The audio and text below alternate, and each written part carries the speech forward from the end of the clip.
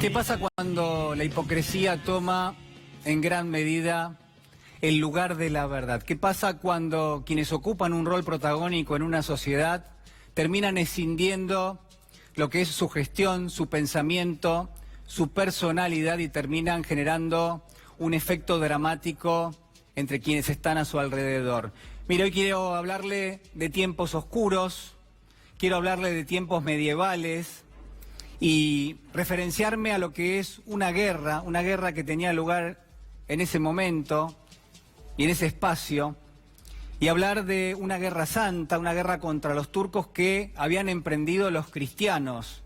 Y entre los cristianos, nuestro personaje del día de hoy, nuestro protagonista, es un hombre y es un joven, en todo caso, que pertenece a una familia aristocrática, es un vizconde y se llama Medardo de Terralba. Es este vizconde quien prácticamente se alza en armas, es un caballero, va montado en un precioso caballo y ya está prácticamente cabalgando la llanura de Bohemia, y es allí cuando empieza a divisar. En la historia queda bastante claro que aparece el enemigo de pronto, él no lo esperaba, pero efectivamente allí están, y es en ese bando enemigo que divisa rápidamente a dos artilleros. Él se lanza directamente con su caballo, saca su espada porque quiere amedrentarlos, y cuando los tiene prácticamente al alcance, es que alcanza a ver que estos dos artilleros encienden una mecha, y es un cañonazo el que le parte el pecho al centro y directamente lo divide en dos. Literalmente Medardo de Terralba, el vizconde, queda, yo le diría, partido al medio. Claro, los restos del vizconde en la historia se cuenta perfectamente bien, van adentro de una carretilla, esa carretilla se traslada rápidamente al hospital, hay un esfuerzo por parte de los médicos, hay cirujanos que directamente en la mesa de operaciones, en esa masa amorfa que es el cuerpo del vizconde, empiezan a reconocer un brazo y una pierna, y dentro de ese brazo y esa pierna, en ese espacio está un tórax y está el abdomen, y empiezan a reconocer su cabeza, ha quedado una oreja, ha quedado un ojo, y prácticamente la mitad de la nariz, la mitad de la boca, la mitad de un mentón y también de la frente. Los médicos, yo les decía, suturan todo lo que pueden, pegan, amasan las partes del cuerpo prácticamente. Hay quien anuda las vísceras del vizconde y están aquellos que directamente cauterizan lo que son sus venas hasta que lo dejan reposar, y solamente unas horas después, señoras y señores, el milagro ocurre, porque estamos ante una historia totalmente fantástica y milagrosa. Es el vizconde el que despierta, abre su único ojo, es el orificio de su nariz el que se expande, empieza a respirar, y es entonces que, en definitiva, el vizconde parece que ha sobrevivido. Pero en esta historia, en El vizconde de Mediado de Italo Calvino, la fantasía toma lugar, y lo que nos va a contar en esa historia es precisamente que no solo el vizconde, o al menos la mitad del vizconde, va a sobrevivir, van a sobrevivir sus dos mitades. Esto es lo que va a contar Italo Calvino. Van a tomar vida propia cada una de ellas, pero sobre todas las cosas lo que hay es una escisión donde el bien va a quedar de un lado y el mal va a quedar del otro. En esta historia prosigue rápidamente lo que es la secuencia. Está quien regresa a Terralba, el vizconde va a regresar, claro, va a ser el vizconde malo el que va a terminar regresando primero, va a ser su parte derecha la que va a terminar retornando a Terralba, y va a sembrar el terror, y va a sembrar el caos, y todo se va a transformar a su alrededor, y va a ser el huracán y las tormentas, y los cielos cubiertos y la noche, pero sobre todas las cosas va a desatar la anarquía, va a hacer ejecuciones. Es un hombre que está apegado al terror, que está apegado totalmente a la crueldad. Fíjese que a lo largo de los capítulos nos vamos a enterar que va a ir incendiando todo, los establos de las familias más pobres, va a incendiar los asilos de los leprosos, va a incendiar su propio castillo, el lugar donde vivía en definitiva con su familia, es la mitad mala del vizconde, pero sobre todas las cosas vamos a dejar en claro que hay una furia que no termina de irse en él. Es una sombra que se traslada de un lugar a otro, es directamente la maldad personificada, deambula por las noches, deja pastar a su caballo en el medio de las tumbas de los cementerios, pero sobre todo termina implacablemente matando todo aquello que se cruza en su camino. Mata a los animales, mata a las plantas, envenena, incendia y por supuesto la gente le tiene pánico. Pero claro, empieza a regresar al pueblo de Terralba su otra parte, la parte buena, es también el vizconde Medardo de Terralba y es en definitiva un santo, uno podría decir. Es alguien que bajo su manto, yo le diría con remiendos, que está prácticamente descalzo, que deambula de un lugar a otro transmitiendo un mensaje de paz y de amor, que consuela a aquellos que son afectados por su parte mala. Es alguien que sabe leer en la lluvia, en los truenos, en las tormentas que desata el lado derecho. Es alguien que sabe leer el romanticismo, es alguien que sabe sembrar arcoíris a su alrededor. En definitiva, es alguien que genera en la gente todo lo contrario de lo que genera Medardo de Terralba, su lado derecho. Mire, hay muchas cuestiones que yo podría adelantarle esta noche. El cuento es maravilloso realmente. Hay un momento, solamente le quiero decir esto, hay un momento donde el amor empieza a jugar un rol protagónico, porque estos personajes, estas mitades que a nadie sorprenden que tengan vida propia, van a ir haciendo su camino y en algún momento quizás van a volver a encontrarse, primero en forma violenta y luego en forma pacífica. Yo quiero quedarme rápidamente con dos cosas que me parecieron importantes traérselas en el día de hoy. Quizás lo primero tiene que ver con esa sensación de que en gran medida quienes ocupan un rol protagónico en nuestra sociedad están totalmente escindidos, están divididos al medio, están partidos como lo estaba el vizconde Medardo de Terralba. ¿Sabe por qué?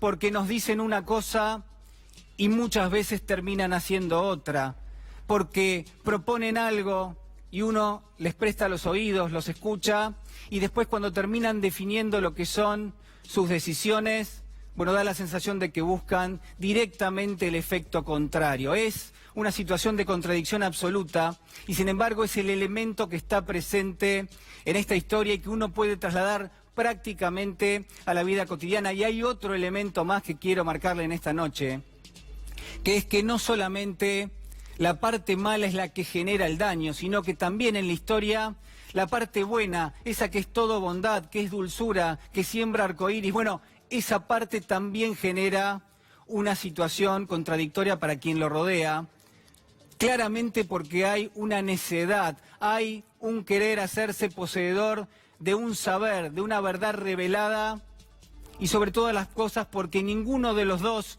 ni la parte buena ni la parte mala, se hacen los cuestionamientos lógicos que cualquiera de nosotros nos hacemos en la vida cotidiana. Son o creen ser, en definitiva, mesías que tienen un mensaje y en todo caso actúan en consecuencia. Han pasado dos cosas que son importantes para la sociedad en las últimas horas, sobre todo por, yo le diría, el lado simbólico que tienen. Usted perfectamente recuerda a Dante, el obrero que se plantó frente al presidente de la Nación y que le hizo un comentario, como pudo, de alguna manera, tratando de expresarle lo que era su enojo, su queja, pero también su angustia. Ese hombre estaba allí no solamente cuestionando lo que lo rodeaba, la situación económica, la situación financiera, todas sus contradicciones puestas directamente en la mano del señor presidente de la Nación, sino también planteando sus propios cuestionamientos por estar haciendo ese planteo al presidente. Ahí está la angustia, ahí está la amargura de este obrero, de Dante, que fue lo que pudimos percibir. Ahora, yo le pregunto a usted, ¿usted vio al presidente cuestionándose algo? ¿A usted no le llama la atención que la reacción del presidente, uno se pregunta, ¿cuál ha sido? Bueno, ha sido buena, ha sido empática, fue directamente a tratar de abrazarlo. Ahora, existe una contradicción enorme porque ese mismo presidente, o en todo caso su otra mitad, vaya a saber qué lado es del presidente, la que se mete en el despacho de la Casa Rosada y la que toma las decisiones que terminan afectando a miles de familias y a millones de argentinos. ¿Cuál es el costado, cuál es el lado del presidente de la Nación que hablaba, que trataba de consolar a Dante, y cuál es el lado que se metió en el despacho desde hace 3 años para dictar políticas que terminan excluyendo a buena parte de todos los argentinos? Pero además quiero decirle algo más, porque por supuesto han pasado otras cosas, yo le diría gravísimas realmente en la Argentina. Esta chiquita de 11 años, esta chiquita que fue violada, fue además, en todo caso, yo le diría, sumida en una verdadera pesadilla, yo le diría con un malestar enorme. Es alguien que ha sufrido, es una chiquita de 11 años, le repito, que no solo ha sufrido una violación, sino además ha sufrido la indiferencia de buena parte de la sociedad tucumana, pero sobre todo de quienes ocupan un rol protagónico, tal y como lo tenía Medardo de Terralba en esa sociedad, y han plantado en gran medida una actitud que denota, uno podría pensar, malicia, o en todo caso que creen ser poseedores de una verdad que va por encima, o que se ubicó por encima, ¿sabe qué?, de los derechos de esta chiquita, derechos que están contemplados en una ley que tiene prácticamente 100 años en la República Argentina.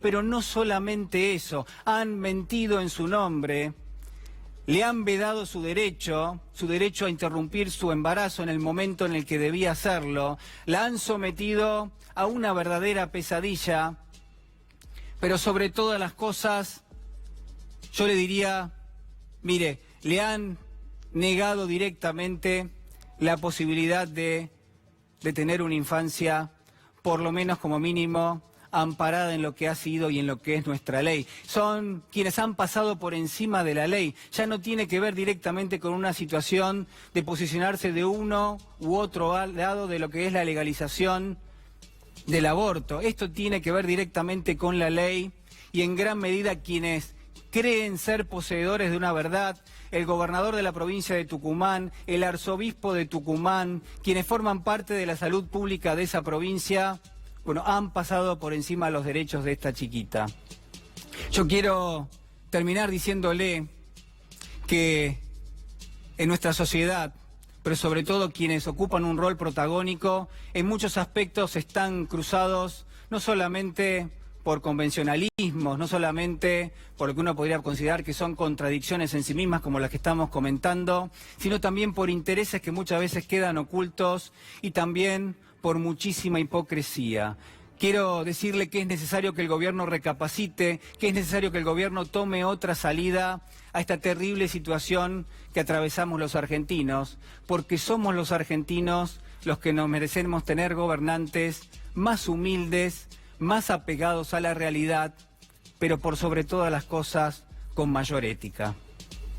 Acompáñeme porque ya está con nosotros. ¿Cómo le va, Tayana? ¿Qué dice? ¿Qué tal, Tayana? ¿Cómo está? ¿Cómo Un gusto, Muy bien. Bueno. Muy buena editorial. Bueno, le agradezco. La verdad que, digo, hay muchas cosas para comentar esta semana. Hay cuestiones que tienen que ver con la justicia.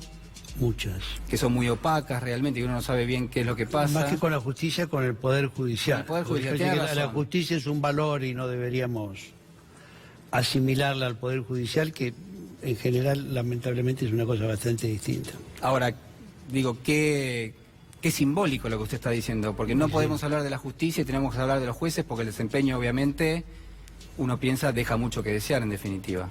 Sí, bueno, esta semana ha sido tremenda en eso, ¿no?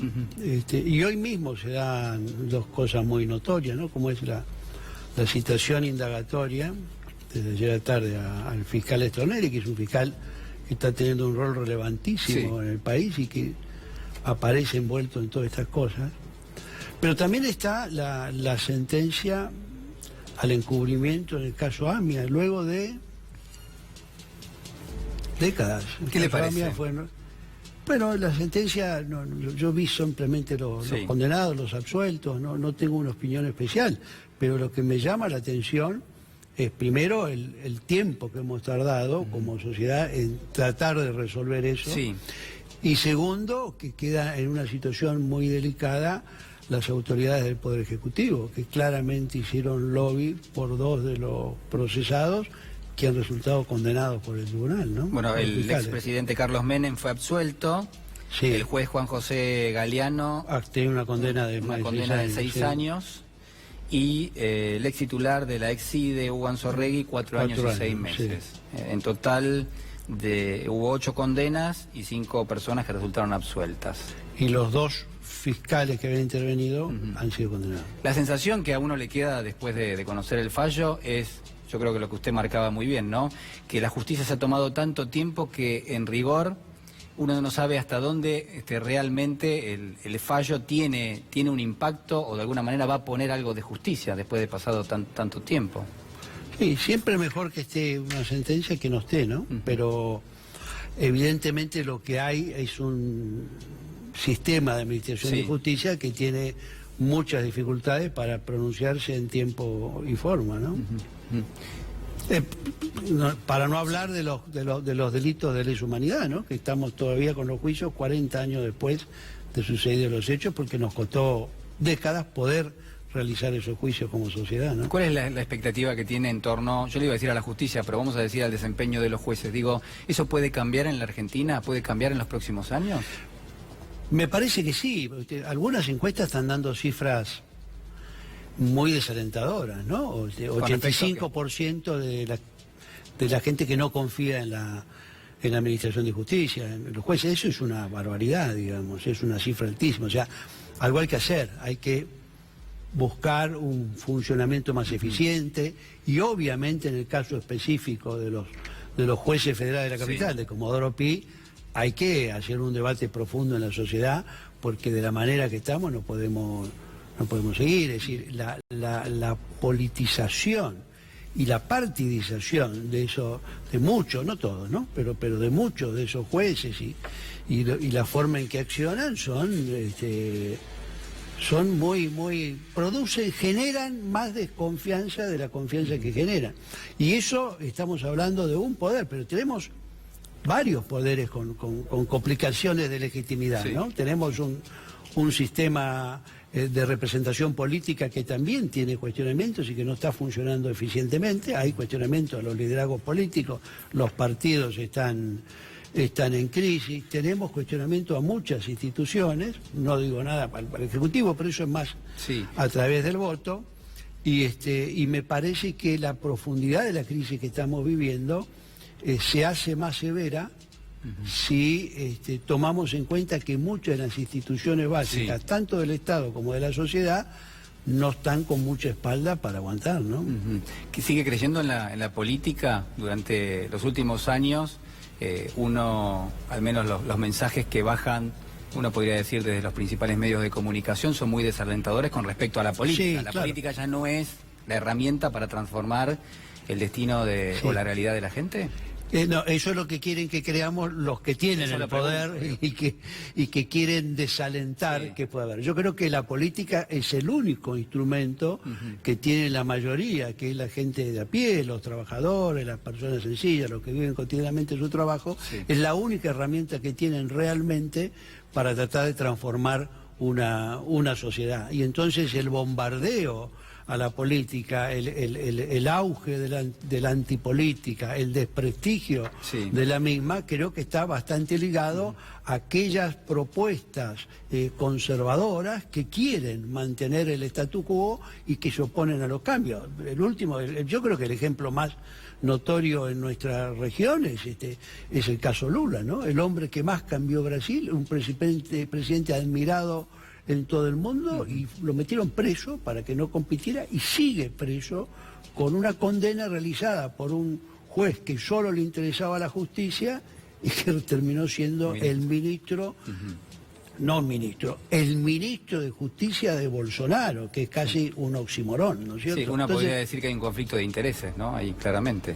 Pero hay una cosa, hay una clara vocación política en todo lo que ha sucedido. Entonces me parece que ese desprestigio de la política está unido a esa defensa de los privilegios y del status quo. Pero yo estoy optimista porque creo que la política está recuperando espacio y creo que la sociedad argentina, que lucha contra ese desaliento que le quieren vender desde el poder, esa resignación, ¿no? El presidente se pasa todo el tiempo diciendo: este es el único camino, este es el único camino, no hay otro. Es decir, el mensaje es, Sí. ya está, pibe, bancátela. Frente a eso creo que hay una sociedad en donde frente a esa resignación hay un renacer de la esperanza y hay una expectativa de cambio, para usar la palabra que usaron ellos, pero que es un cambio que termine con este azote, peor que el vizconde malo, Sí. que está, me parece que leyó el libro. Yo no creía que había leído Ítalo Calvino, el presidente, pero me parece que leyó la parte del malo. No, pero la parte... El varón rampante no creo que va a ser. No, bueno, a mí lo que me sorprendía un poco era la parte buena, que uno puede decir, bueno, es todo bondad, pero es tan necia y en todo caso tan poco de hacerse sus cuestionamientos también, que después en definitiva, por lo menos en el libro, termina generando un efecto, no digo similar, pero en gran medida la gente se le termina alejando porque dice: este es un necio, este no ve lo que está pasando. Cree que que es todo fantástico, ¿no? En definitiva. Sí, yo creo que del discurso él tomó más la palabra hipocresía, ¿no? Me parece que sí se ven las cosas que están pasando, solo que no se le quiere dar la relevancia que tienen. Y la verdad, esto es subjetivo, pero yo no creo que haya abrazado al trabajador por empatía. Por empatía, sino para que no siga hablando. Me parece que es una cosa mucho más sencilla y sobre todo si ve uno de los ceremonial que se movían para tapar la cámara. Como hacen los boxeadores cuando están... Cuando están mal abraza. Terminan abrazándolo. Claro, me parece. Usted, además de ser diputado del Parlasur, fue canciller, es sociólogo. Sí. ¿Puedo apelar a sus conocimientos de sociología? Bueno, hay un problema. Acá está uno de mis maestros, así que por eso después Horacio fue profesor mío. Así que todas las tonterías que yo diga, no podemos echar la culpa. Le vamos a pedir la calificación después. Bueno, quiero pedirle un acercamiento a lo que está pasando. Digo, ¿cuál es la observación que hace? ¿Qué hay en la sociedad argentina en este momento que no había quizás hace 3 años? En todo caso, ¿qué persiste en la sociedad argentina? Digo, ¿cuáles son los problemas que tienen hoy los argentinos en función de lo que usted ve? Bueno, ahí voy a mezclar cosas, pero primero, estamos en un momento de mucho cambio en todas partes, ¿no? En el mundo, también en la región, y eso se nota, es un periodo... ¿Eso es permeable en la Argentina también? Sí. Sí, porque es un periodo de más incertidumbre y es un periodo con tensiones, ¿no? Tensiones geopolíticas, dice usted. Sí, tensiones y fricciones y conflictos que son muchas veces violentos. Acabamos de ver un conflicto violento entre 2 países que tienen armas nucleares ayer, entre la India y Pakistán. Esta mañana fracasó, o anoche, fracasó el encuentro entre Corea del Norte y Trump para hablar de cosas de afuera. Pero digamos, me parece que esa perspectiva, y ciertamente estamos viviendo años malos en la Argentina, en la región, y el panorama no es bueno. Cuando uno habla y mira o lee las cosas que hay, todo el mundo cree que estamos cerca de otra crisis financiera internacional y que el crecimiento pierde potencia, esa recuperación de la crisis del DEP pierde potencia. ¿Crisis financiera a nivel global o en la Argentina? Global. No, nosotros estamos...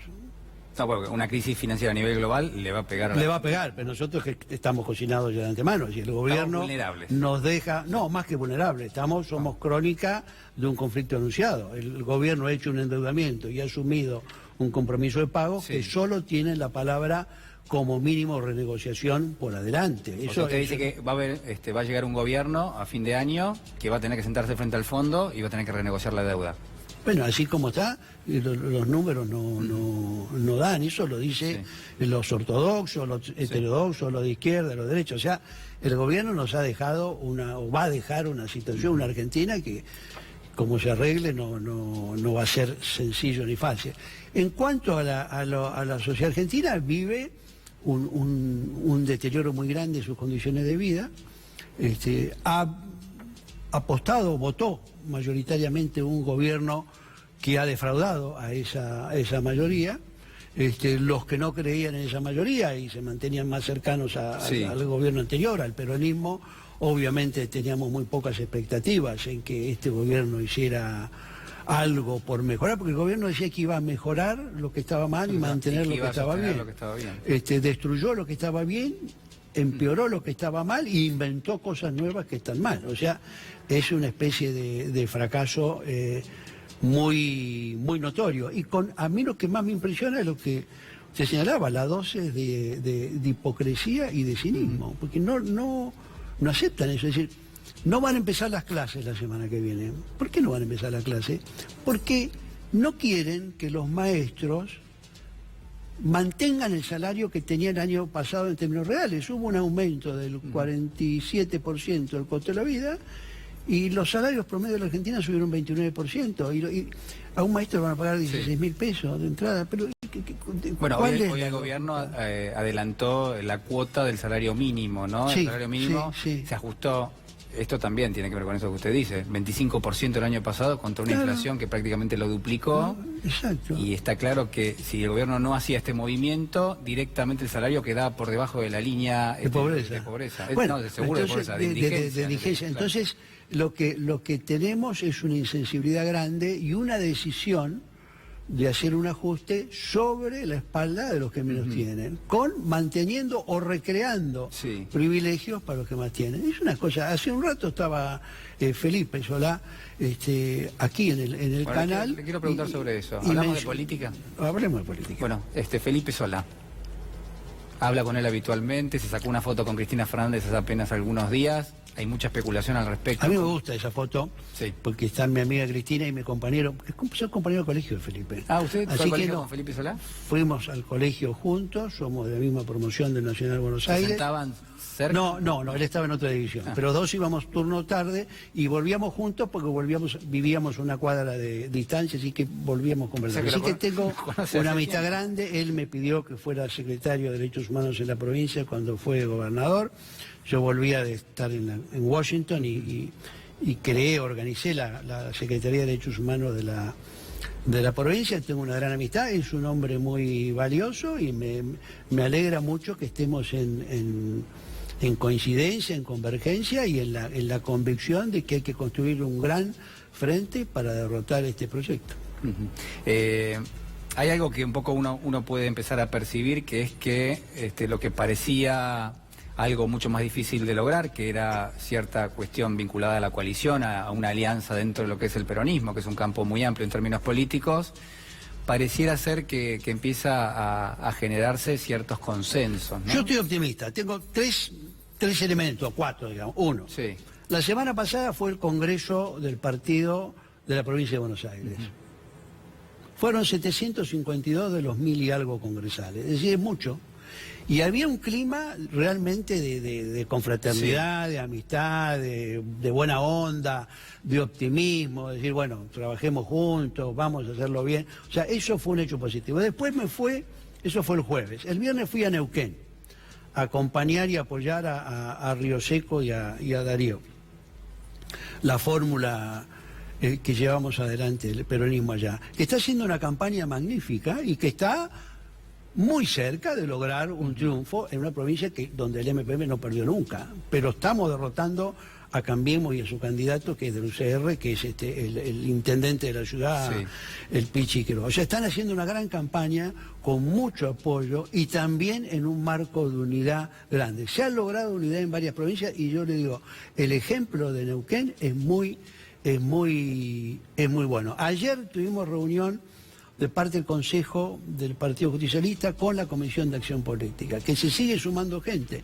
Ayer se sumó Alberto Fernández, que es otro que estaba afuera hace tiempo, se había acercado Cristina, pero ahora está dentro. Y usted estaba en la reunión de ese Consejo, apareció Ginés con un esquema ya de armar los equipos para preparar equipos técnicos, preparar la campaña. A mí me han puesto a cargo del tema internacional, pero además usted estaba ahí y estaba Gilini, dirigente sindical, estaba Víctor Santamaría, estaba Hugo Moyano, estaba Piñanelli, en fin, hay un ambiente de intercambio, de diálogo y de mucha convicción, porque acá hay que convencerse de una sola cosa, hay que convencerse de que hay que derrotar a Cambiemos, porque esa es la derrota política que le va a quitar aire a este proyecto restaurador y defensor de Debe privilegios. ser una pregunta, pero que va con una pequeña llamadita abajo. La Ahí está. pregunta es, ¿puede volver el peronismo a enamorar a una parte del electorado? Y la llamadita abajo dice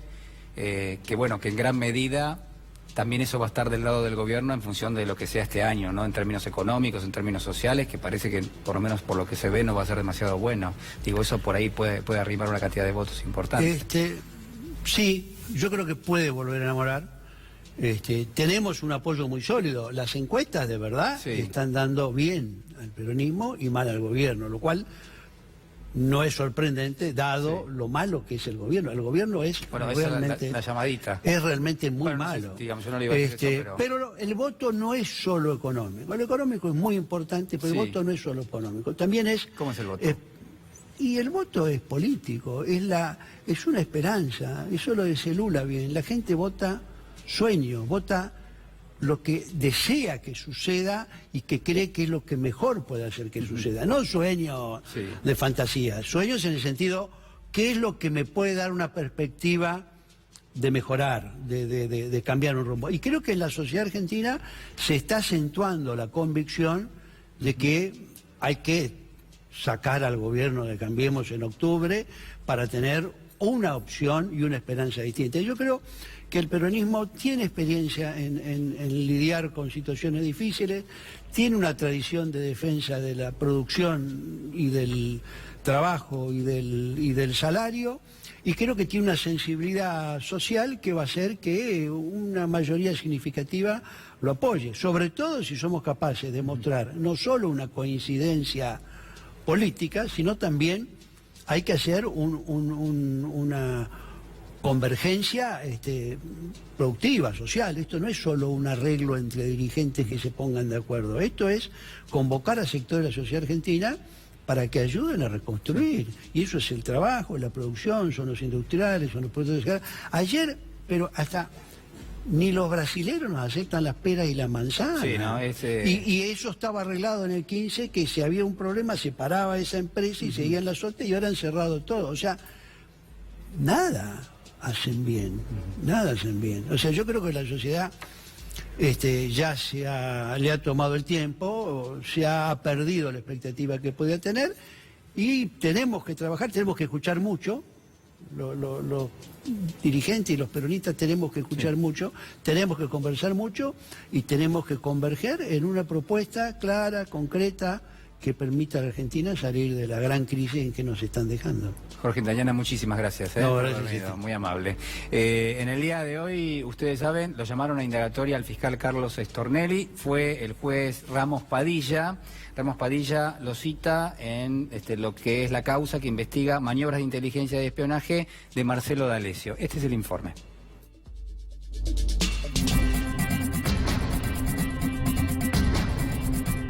Es un poco incómodo hablar cuando la gente está presa, por un tema de respeto, ¿me entiende? No por un tema de compasión, un tema de respeto. Yo le voy a explicar algo, le voy a decir una cosa. Este hombre D'Alessio, que realmente no es un loco.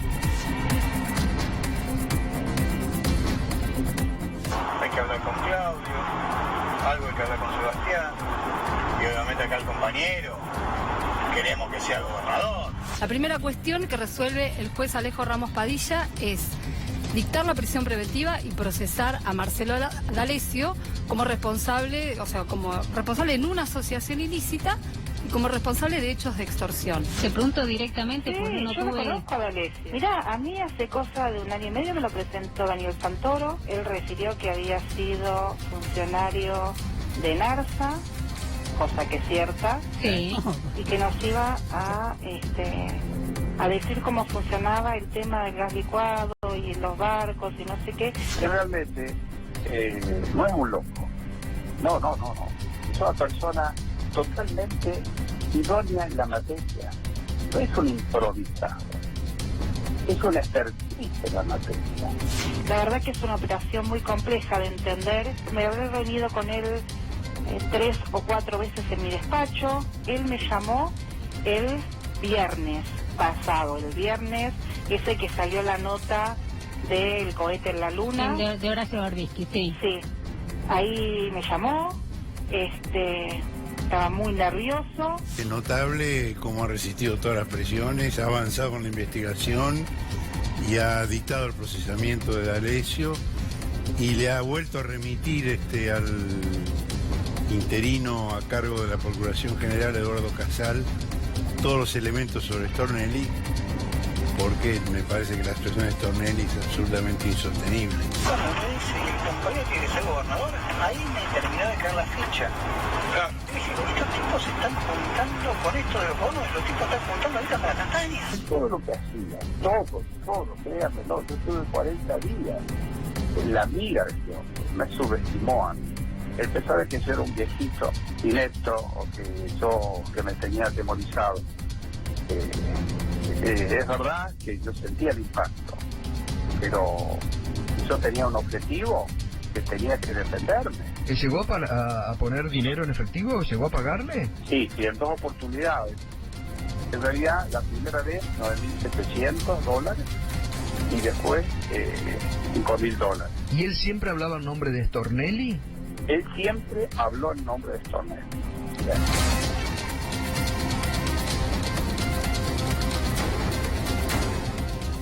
Muy bien, está con nosotros Horacio González, es sociólogo, docente, investigador, ensayista, exdirector de la Biblioteca Nacional y es parte de Carta Abierta. ¿Qué tal, Horacio? ¿Cómo le va? Gracias por invitarme. Muchísimas gracias por estar con nosotros.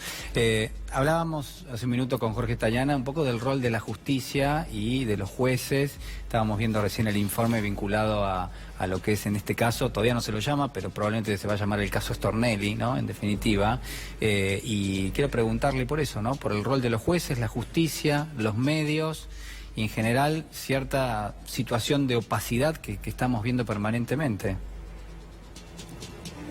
Bueno, en primer lugar, hace años que los medios de comunicación se proponen implícitamente como una instancia de juzgamiento, sustituyendo partes importantes de la justicia. Es como la realización de un juicio en primera instancia, con muchas probabilidades de que la justicia institucional después lo tome.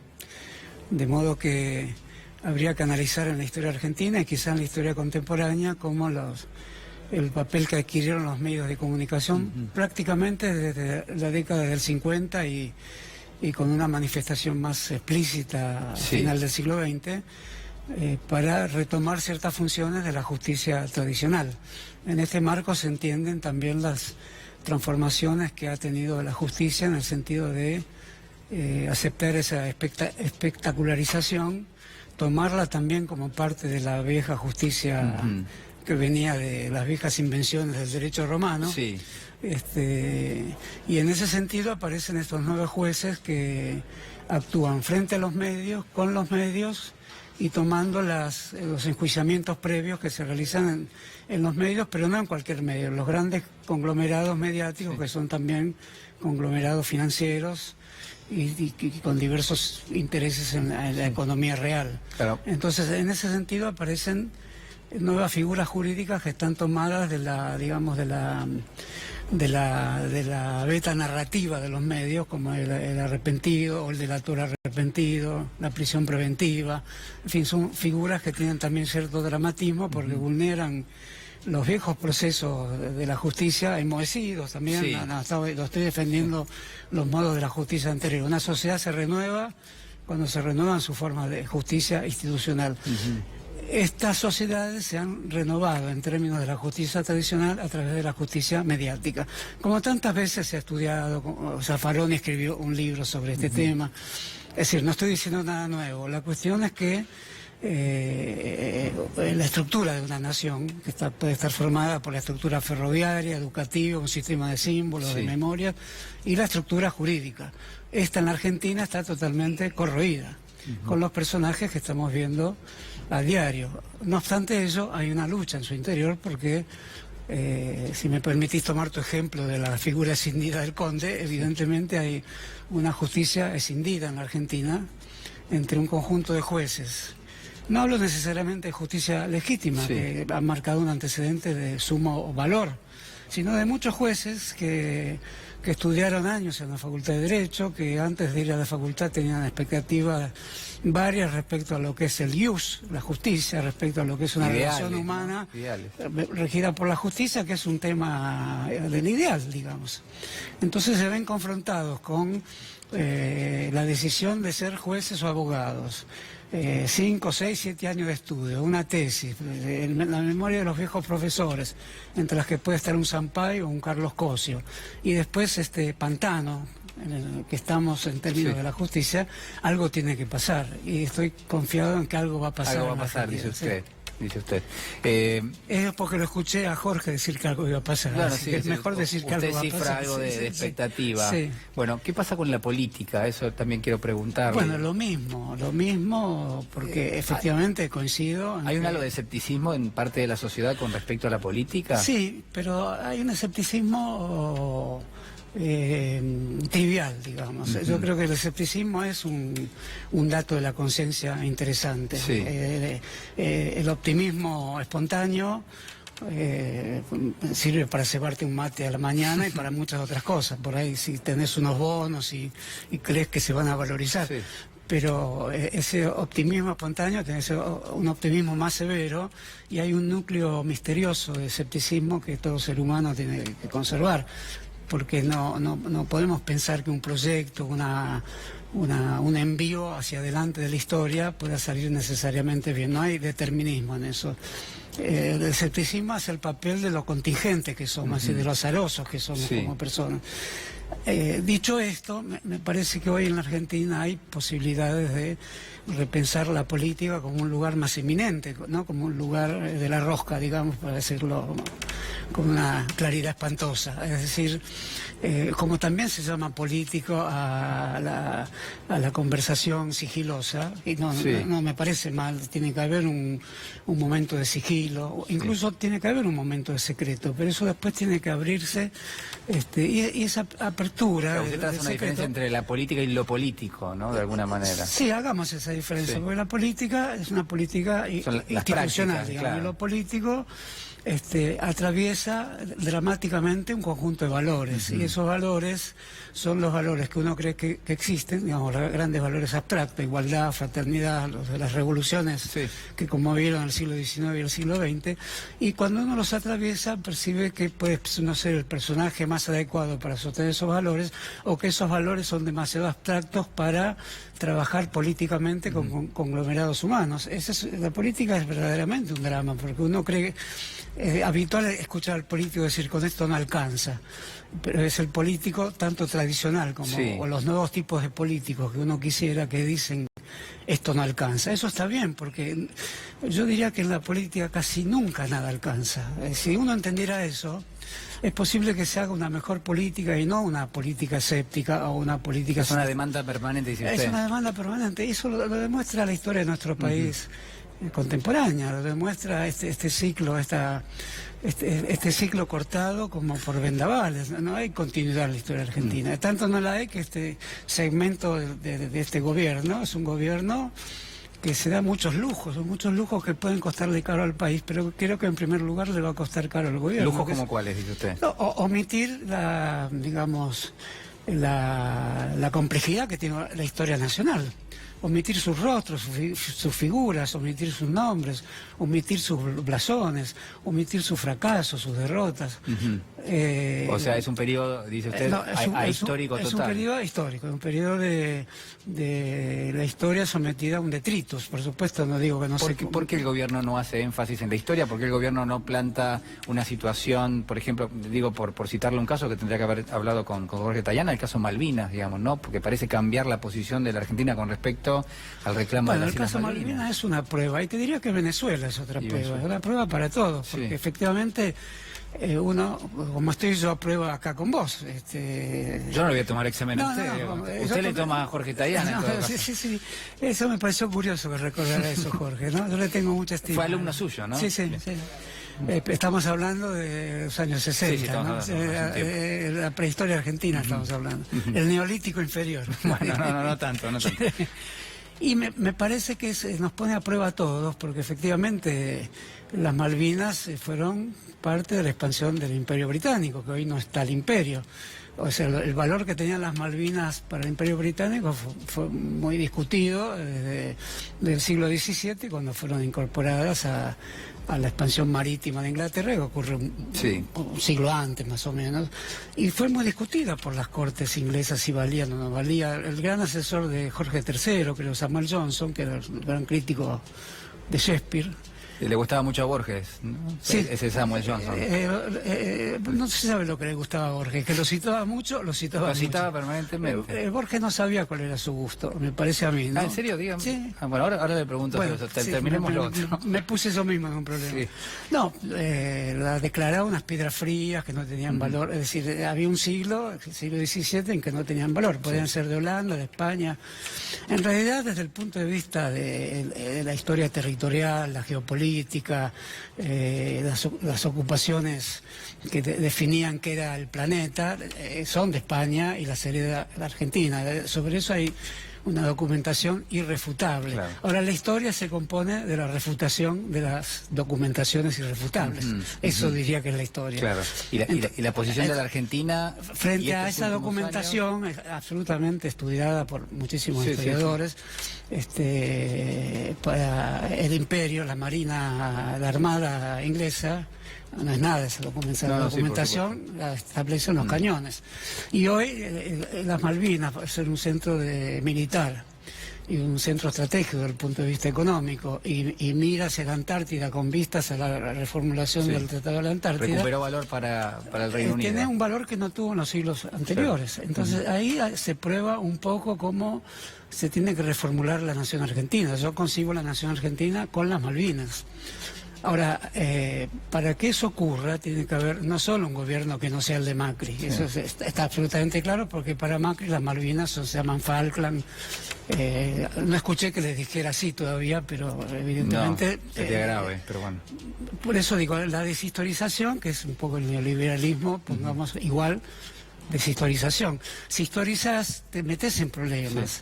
Si no historizas, crees que no te metes en problemas, pero te metes en otros problemas. En el problema de tu no historia, o en el problema de la división de tu yo, digamos. Sí. Horacio, te digo, para terminar la cuestión Malvinas, me parece que un nuevo gobierno que tome en cuenta de nuevo la cuestión Malvinas debe hacer más cosas incluso que las buenas que se hicieron en periodos anteriores. Es decir, hay que trabajar específicamente con el núcleo pequeño de la población malvinense que tiene otro idioma, otra religión y odia a los argentinos. Ahí tenemos una cuestión que involucra la historia argentina inmediata, incluyendo esa guerra que hoy dejó rastros innegables en la memoria de todos nosotros. Es el conjunto, uno más del conjunto de desafíos que tiene que atravesar la política y lo político. Quiero preguntarle por el rol de los intelectuales. Usted hablaba recién de Borges. Yo me animaría a preguntarle un poco por la literatura en general, que hacemos uso en este programa, y abuso de alguna manera.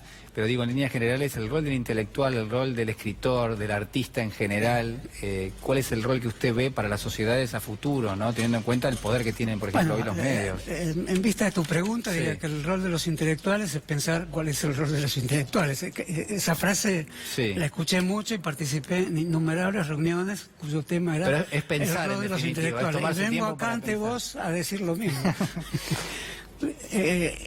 Sería pensar en qué, porque no en vano la idea de intelectual y la idea de los intelectuales está sometida a una crítica rigurosa de la vida popular, de la vida cotidiana, y está sometida a una crítica rigurosa de los que supuestamente se llaman también intelectuales. Yo tengo solo críticas a esa supuesta función de los intelectuales, pero al mismo tiempo me reconozco en Italo Calvino, en Borges o en Jauretche. Pero imagina un rol distinto, imagino que, digamos, la vida intelectual no tiene una función específica, pero al mismo tiempo todos los problemas políticos de la sociedad son intelectuales. Es decir, todos tienen un rasgo intelectual, todos están fundados, engarzados en lo intelectual. No necesariamente los intelectuales reconocen eso, como están parcelados también, tal se ocupa de esto, tal se ocupa de esto. Intelectual es aquel que puede negarse a sí mismo desmenuzarse, criticarse y destrozarse a sí mismo, Sí. y al mismo tiempo reconocer que se difuminó, se esparció por toda la ciudad la idea de lo que es un problema intelectual. Una conversación en el subterráneo, una mala comunicación de WhatsApp, un amor perdido, una tragedia en la vía pública, un choque de automóviles, Sí, sí. y al mismo tiempo cómo jugar este periodo histórico. Todo eso son problemas intelectuales a condición de utilizar la palabra con un toque suave en la tecla intelectual, muy suave, un susurro, y no decirla tanto también. Porque, Me gustó eso, ¿eh? Sí. Y porque se somete mucho a veces, casi siempre a la crítica justa de la vida popular. Y tenemos en Argentina grandes movimientos sociales Sí. que han hecho de su fortaleza muchas veces la crítica a la vida intelectual. De ahí proviene la gran discusión, entre otras, de Borges y el peronismo, ¿no? Horacio, le agradezco muchísimo, Bueno. ha sido muy amable, ¿eh? Fuiste muy amable vos. Bueno, le agradezco Además, mucho. me gustó mucho la introducción. Te diría que es un programa extraño el tuyo. Te das el lujo de contar 10 minutos una No, fue novela o un cuento de Italo Calvino, ¿no? Sí, son pequeños. Pero que es así, porque no digo las novelas, los grandes mitos están en los sets de televisión ahí. Están sin que nos demos cuenta.